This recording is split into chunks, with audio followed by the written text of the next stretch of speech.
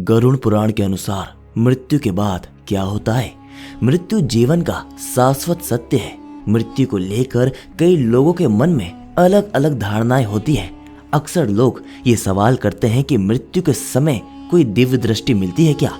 क्या मृत्यु के बाद यमलोक की यात्रा शुरू होती है?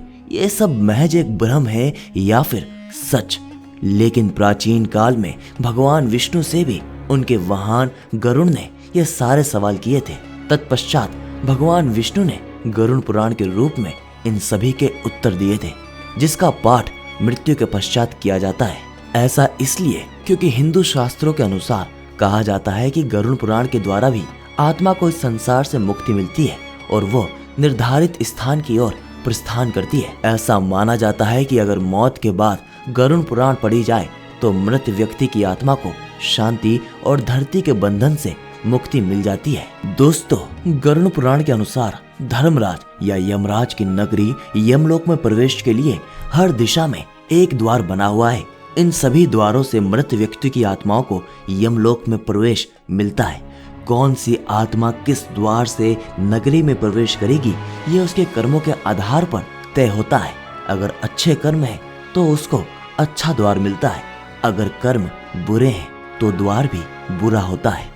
गरुड़ पुराण में कही गई बातों के अनुसार ऐसा नहीं है कि यमराज की नगरी में केवल प्रवेश के लिए ही अलग द्वार है, बल्कि यात्रा के लिए भी मार्ग भी अलग अलग ही हैं। हर मार्ग में जीवात्मा को उसके कर्मों के आधार पर सुख और दुख मिलता है। श्री हरि विष्णु ने गरुड़ पुराण में बताया है कि यम नगरी में पूर्व दिशा का मार्ग सभी प्रकार के सुखों से युक्त है। इस मार्ग से यमलोक में आने वाली जीवात्मा को किसी भी प्रकार का कष्ट रास्ते में नहीं मिलता है।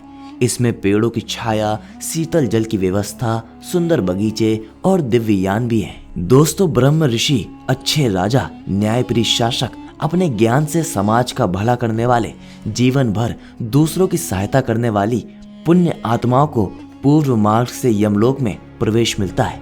ऐसा भगवान विष्णु ने गरुड़ देव से गरुड़ पुराण में कहा है। जिस इंसान के कर्म अच्छे होते हैं उसकी राह भी आसान होती है। गरुड़ पुराण में बताया गया है कि जो लोग अच्छे कर्म करते हैं, गर्मियों में प्यासे व्यक्ति को जल देते हैं, वर्षा ऋतु में बैरागी और सन्यासियों को शरण देते हैं, माता पिता का आदर करते हैं, मीठी वाणी बोलते हैं, सात्विक विचार रखते हैं, किसी को कष्ट नहीं देते हैं, वेदों का अध्ययन करते हैं, ऐसे लोग अपने कर्मों के आधार पर धर्म नगरी में पूर्व दिशा से प्रवेश पाते हैं, जहां पर उनको जरा सा भी दुख या कष्ट नहीं मिलता है।